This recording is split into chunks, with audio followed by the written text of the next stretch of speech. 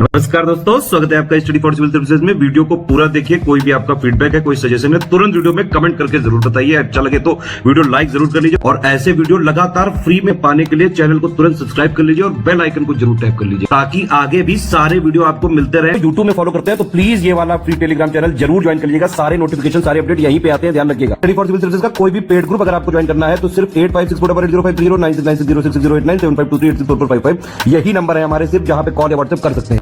Instagram पे हमारा page जरूर फॉलो कर लीजिएगा, studyforcivil.services है।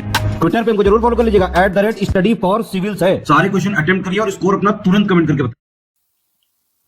दोस्तों नमस्कार, स्टडी फॉर सिविल सर्विसेज में आप सभी का स्वागत है। यूपीपीसीएस प्रीलिम्स एग्जामिनेशन 2025 की पेड क्विज हम लोग देख रहे हैं। कई सारे वीडियोस ऑलरेडी हो चुके हैं, आपने अगर अब तक नहीं देखे हैं तो प्लीज उसको भी फॉलो कीजिए। काफी एक्सपेक्टेड क्वेश्चंस हैं, मैं लगातार आपको ये बताता हूँ।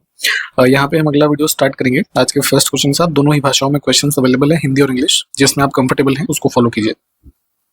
हमसे पूछा गया है कौन सा राज्य जनवरी 2016 में भारत का प्रथम जैविक राज्य घोषित हुआ था, यानी कि इस राज्य में जो भी फार्मिंग की जाती है पूरी तरीके से ऑर्गेनिक है, कोई भी पेस्टिसाइड केमिकल वगैरह का उसमें यूज नहीं करते। तो ये है हमारा सिक्किम। ठीक है, ये अनाउंस किया गया था जो है जनवरी 2016 में। ये आपका हुआ था सिक्किम ऑर्गेनिक फेस्टिवल, उसके दौरान प्रधानमंत्री मोदी के द्वारा। निम्नलिखित नदियों में से किसके मुहाने पर पक्षी के पंजे की आकृति वाला डेल्टा बनता है? जैसे इंडिया का थोड़ा सा मैप देखते हैं, ये हमारा बे ऑफ बंगाल है। ठीक है, अब गंगा रिवर इधर से आती है, इधर से ब्रह्मपुत्र आती है। तो यहाँ पे आप बंगाल की खाड़ी में देख रहे हैं ना डेल्टा का निर्माण जो हो रहा है। तो डेल्टा के कुछ आकृतियां होती हैं, जिसमें से एक बर्ड फुट डेल्टा होता है जो यहाँ पूछा गया है। ठीक है, जिसमें क्या होता है कि मतलब एक रिवर जो है वो फिंगर लाइक स्ट्रक्चर ऐसे है ना शो करेगी, उसके जो डिस्ट्रीब्यूटरीज या अन्य जो ट्रिब्यूटरीज हैं। तो ये एक जो है पक्षी के आकार का जो है एक स्थल आकृति बनी ना। तो अगर इन ऑप्शंस के हिसाब से हम देखें तो मिसिसिपी रिवर, ठीक है, इसको मैप पे लोकेट करेंगे प्लीज। अब भारत में प्रथम 3 विश्वविद्यालय कलकत्ता में, मद्रास और बम्बई, इनकी स्थापना किस वर्ष में हुई थी? ठीक है, तो वुड्स डिस्पैच जो 1854 का है उसके रिकमेंडेशन पे इनकी स्थापना हुई इंडिया में ब्रिटिश टाइम पीरियड में 1857 में। नेक्स्ट है भारत का एकमात्र सक्रिय ज्वालामुखी इसमें से किस द्वीप पर स्थित है? वोल्केनोस लोकेट करेंगे इसको, अंडमान निकोबार रीजन में बैरन आइलैंड है। ठीक है, कुछ हमारे पास डायनेस्टीज लिखी हैं प्राचीन, और उसको कालक्रमानुसार लगाना है। इनमें से सबसे पुरानी देखेंगे तो है हरियंक वंश, ठीक है, बिंबिसार। ठीक है, उसके बाद है शिशुनाग वंश, फिर होगा नंद वंश, उसके बाद शुंग आएगा, पुष्यमित्र शुंग, है ना। तो 1 2 4 3।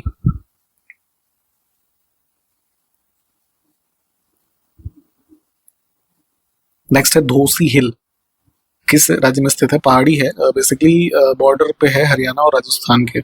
इसको मैप पे लोकेट कर लेंगे, ऑप्शन फर्स्ट। नेक्स्ट है जो हमारे मुंह में लार बनती है, ठीक है, सलाइवा, ये किसके डाइजेशन में हेल्प करती है? तो हम जो भी स्टार्च इंटेक करते हैं, है ना, तो एमाइलेज होता है इसमें, वो जो है ब्रेक डाउन करता है स्टार्च को, जो फर्दर है ना। नेक्स्ट है कन्नौज के लिए त्रिपक्षीय संघर्ष किन सेनाओं के द्वारा लड़ा गया है? काफी फेमस है ये, ट्राइपैट्रिएट स्ट्रगल, गुर्जर प्रतिहार, राष्ट्रकूट, है ना, और पाल शासकों के बीच में। Option B. ठीक है, देखिए रीजन क्या था, जो वर्तमान उत्तर प्रदेश में हम कन्नौज का क्षेत्र देखते हैं, तो ये उस समय पे जो है सिंबल ऑफ सॉवरेनिटी माना जाता था। पहला कारण ये था इस रीजन में जो ये स्ट्रगल होती रही लगातार इनके बीच इस एरिया के कंट्रोल को लेकर के। दूसरा ये था कि जो हमारे इंडो गैंगेटिक का फर्टाइल लैंड है ना, उस पर भी कंट्रोल जिसका होगा तो ऑब्वियस सी बात है वो जो है स्ट्रॉन्गेस्ट माना जाएगा। तो ये सब कारण थे इसके। नेक्स्ट है तराइन का प्रथम युद्ध मोहम्मद गोरी और इनमें से किसके मध्य लड़ा गया? काफी फेमस बैटल है ये, मोहम्मद गोरी और ये चामान शासकों में थे पृथ्वीराज चौहान तृतीय, इनके बीच में 13 नवंबर 1191। खजुराहो के प्रसिद्ध विष्णु मंदिर, जिसको चतुर्भुज मंदिर भी कहा जाता है, इसका निर्माण किसने करवाया था? जो है अराउंड 1100 AD के आसपास यशोवर्मन। नेक्स्ट है भास्कर नामक राजा के द्वारा हर्षवर्धन को भेजे गए विभिन्न उपहारों का वर्णन हर्षचरित में मिलता है। पूछा यह गया है कि भास्कर इसमें से जो है किस डायनेस्टी से संबंधित है। ठीक है, इसमें पहले एक चीज ये ध्यान रखेंगे, हर्षचरित के बारे में पूछा भी जाता है किसने लिखा है, तो बाणभट्ट इसके लेखक हैं। ठीक है, और संस्कृत में कंपाइल्ड है। अब बात करें भास्कर, जो ये गिफ्ट्स वगैरह देते हैं, ये मेंशन्ड है इस पुस्तक में। और भास्कर जो है इसमें देखिए वर्मन डायनेस्टी यहाँ पे है ना, तो इससे संबंधित थे। और ये किस क्षेत्र में थी भारत के उस समय, तो असम। काकतीय राज्य का महत्वपूर्ण समुद्र पत्तन इसमें से कौन सा था? अभी ये इंडिया हम देख रहे हैं ऐसे, तो जो ये हमारा ईस्टर्न कोस्ट है, उड़ीसा आंध्रा वाला, तो इधर का ये डायनेस्टी थी काकतीय। तो यहाँ पे इसी कोस्ट पे था मोटूपल्ली, है ना, इंपॉर्टेंट ट्रेडिंग पॉइंट था उस टाइम का। वही साउथ ईस्ट एशिया का ट्रेड मेनली इससे होता था। नेक्स्ट है तुलक्कापियम ग्रंथ की रचना किस संगम में हुई थी? ठीक है, तो तमिल महाकाव्य जो ये है ना, तो ये संगम मतलब उस समय की, जैसे अब बुद्धिस्ट काउंसिल हम पढ़ते हैं, तो वैसे इस तरीके से भी ये काउंसिल साउथ इंडिया में जो हुई उनको संगम नाम से जाना जाता था। तो सेकंड संगम जो है ना, इसके दौरान तुलक्कापियम की रचना की गई। ऑप्शन हम बी को चुनेंगे, ठीक है। और ये सेकंड संगम जो हुआ था, कई बार ये क्वेश्चन में पूछा गया है, तो कपाड़पुरम, ठीक है। दो कथन हमारे पास है, इसमें से सही को चुनना है। चेर शासक और चोल शासकों के बारे में पूछा गया है, उनका जो ऑफिशियल चिन्ह था, है ना, राजकीय चिन्ह, तो इसमें दोनों गलत हैं, क्योंकि चेर शासकों का जो चिन्ह था वो था हमारा ये धनुष और बाण, ठीक है। और चोल शासकों का जो था वो बाघ था, टाइगर, ठीक। तो इसमें से कोई नहीं सही है।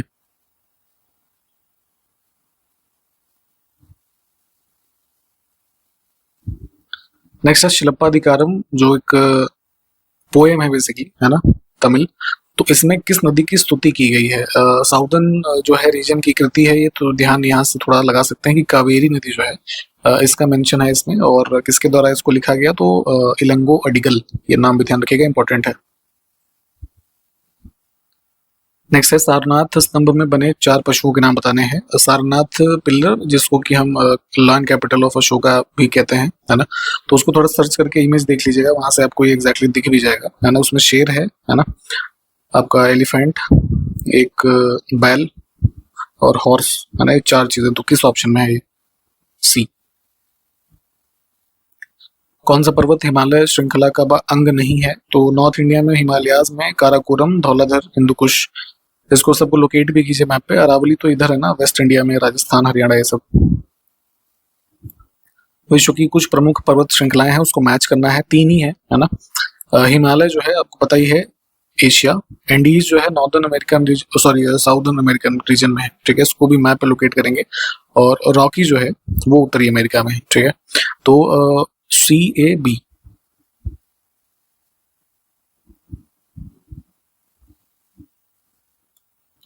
फिर से कुछ हमारे पास पर्वत श्रृंखलाएं हैं, इसको पूर्व से पश्चिम की ओर क्रम में लगाना, मैप पे लोकेट करेंगे। सबसे ईस्ट में है कंचनजंगा, है ना, एवरेस्ट, अन्नपूर्णा और धौलागिरी। पहला ही विकल्प तो ठीक है।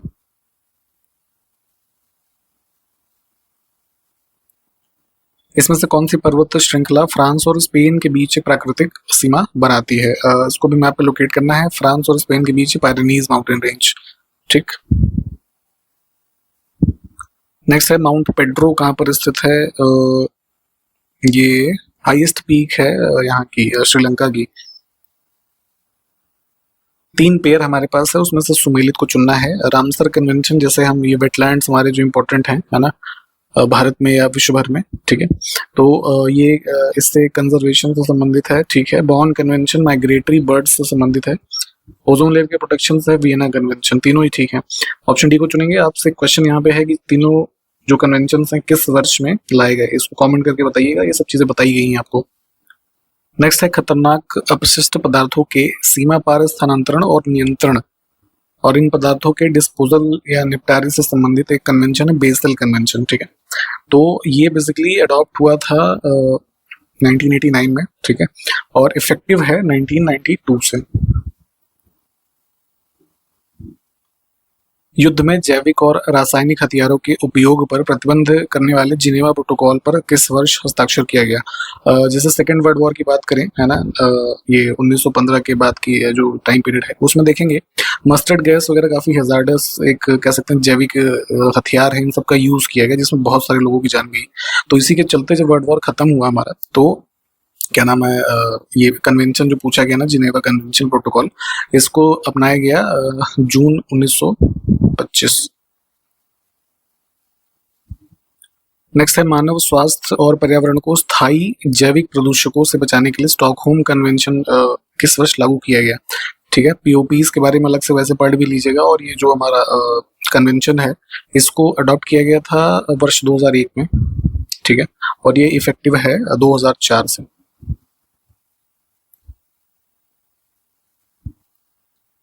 एक इन्फॉर्मेशन आपको देना चाहेंगे, आपका एग्जामिनेशन जो है 12 अक्टूबर 2025 को शेड्यूल्ड है। अभी भी इनफ टाइम है आपके लिए प्रिपरेशन के लिए। अगर आप अभी से भी चाहें तो हमारे पेड ग्रुप्स में जुड़ सकते हैं। ठीक है, आपके एग्जामिनेशन ओरिएंटेड यहाँ पे स्टडी मटेरियल या अन्य जो चीजें हैं प्रोवाइड की जाती हैं। ठीक है, काफी इफेक्टिव हैं, बहुत ही नॉमिनल फी में आप इनका लाभ ले सकते हैं। हमारे इन ग्रुप्स में जुड़ने के लिए 3 मोबाइल नंबर हमारे हैं, उस पर कॉल या व्हाट्सएप की जा सकता है।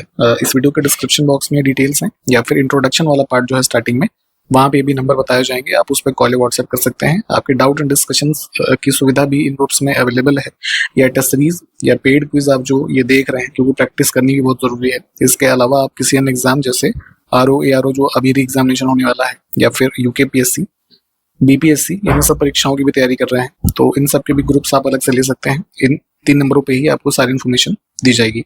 इस क्वेश्चन की बात करें तो इसमें पूछा गया है राष्ट्रीय बीज निगम की स्थापना किस वर्ष में हुई थी, है ना। तो पोस्ट इंडिपेंडेंस इसकी स्थापना हुई है 1963, है ना, मार्च में। फिर से कुछ पेयर हमारे पास हैं, कौन सा सुमेलित है। अभी हमने जैसे स्टॉकहोम कन्वेंशन देखा, है ना, मरकरी के प्रोटेक्शन से संबंधित है मिनेमाटा, मॉन्ट्रियल ओजोन, तीनों यहाँ पे भी ठीक है। इन सभी के प्लीज वर्ष जो हमने पहले बता रखे हैं, है ना, इन सब के अगर नहीं पता है आपको तो दोबारा पढ़ लीजिए, सारे इंपॉर्टेंट है। गुजरात से गोवा तक के मैदान को विशेष रूप से क्या कहते हैं, ये हमारा, ठीक है, गुजरात से लेकर के इधर गोवा है कहीं, तो ये जो हमारा प्लेन आप देख रहे हैं कोस्टल, ये होता है कोंकण कोस्ट। ठीक है, दिसंबर 2024 में महाराष्ट्र के 18वें मुख्यमंत्री के रूप में शपथ किसने ली। तो दिसंबर तक थे एकनाथ शिंदे जी, उसके बाद जो इलेक्शंस में चुने गए फिर से सारे लोग, जो ये गठबंधन की सरकार वहां पे बनी, ठीक है, बीजेपी और शिवसेना इन सब की, तो उसमें अब बने हैं देवेंद्र फडणवीस। 5 दिसंबर 2024 को इसरो के PSLV C59 ये रॉकेट है, इसने किस स्पेस एजेंसी के प्रोबा 3 उपग्रहों को सफलतापूर्वक प्रक्षेपित किया था। तो प्रोबा 3 जो है संबंधित है ये यूरोपियन स्पेस एजेंसी से, ऑप्शन सी को चुनेंगे। ठीक है, पार्वती, काली सिंध तथा चंबल, इन 3 नदियों के जोड़ने से संबंधित जो परियोजना है किन राज्यों के बीच से संबंधित है। इन नदियों को मैप पे भी लोकेट करेंगे, इसमें जो है मध्य प्रदेश और राजस्थान, ऑप्शन सी। भारत ने किस देश को हरा करके 11वें पुरुष हॉकी जूनियर एशिया कप 2024 का खिताब जीता है। तो ये जो है आयोजन हुआ हमारा 2024 में दिसंबर में। ठीक है, तो इसमें भारत ने पाकिस्तान की टीम को 5-3 से हराया था। और ये पूछ सकते हैं आपसे एग्जाम में कि कहाँ पे आयोजित हुआ था ये, तो मस्कट में, ठीक है, ओमान। आज का अंतिम प्रश्न हम देखेंगे, निर्मित पर्यावरण में जलवायु कार्रवाई में तेजी लाने के से संबंधित थीम के साथ 16वां गृह सम्मेलन कहाँ पर आयोजित किया गया। गृह 2024 सम्मेलन। ठीक है, आपको सिटी का नाम हमको कमेंट करके बताना है, और जो है जो क्वेश्चंस ऊपर भी पूछे गए हैं उसके उत्तर आप लोगों से अपेक्षित है, कमेंट करिएगा प्लीज। पेड ग्रुप्स की मैंने इन्फॉर्मेशन दी है, 3 मोबाइल नंबर हमारे इस वीडियो के डिस्क्रिप्शन बॉक्स में भी हैं और इंट्रोडक्शन वाले पार्ट में भी है, उस पर कॉल या व्हाट्सएप करके एडमिशन आप ले सकते हैं जल्द से जल्द। अभी भी पूरा समय है बिल्कुल, अगर अभी से तैयारी में भी लग जाएंगे तो आप अपने इस एग्जाम को क्रैक कर सकते हैं। ठीक है, इन सब बातों के साथ हम वीडियो को समाप्त कर रहे हैं। अगले क्वेश्चन हम देखेंगे अगले वीडियो में, तब तक के लिए नमस्कार, जय हिंद।